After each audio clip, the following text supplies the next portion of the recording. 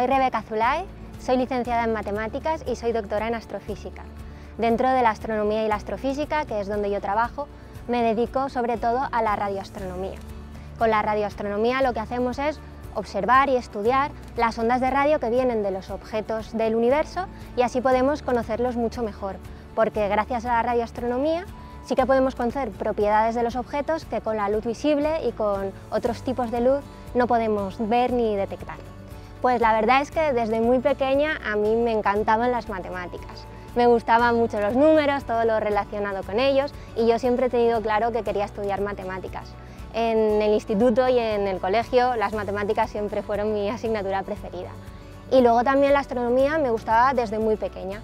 Lo que pasa que la veía más como una afición. Me encantaba tumbarme las noches de verano, ver las estrellas, aprenderme las constelaciones, los planetas, ver las lluvias de estrellas. Y no fue hasta que no llegué a la universidad cuando me di cuenta que de verdad podía trabajar en astronomía.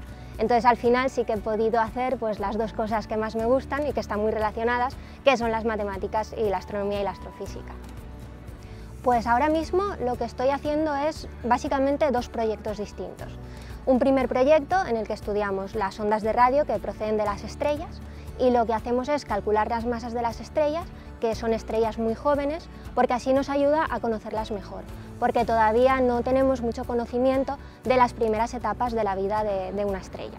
Y luego, por otra parte, el otro proyecto en el que estoy trabajando es el Event Horizon Telescope, que también utilizamos la radiación de radio de los agujeros negros y de las galaxias.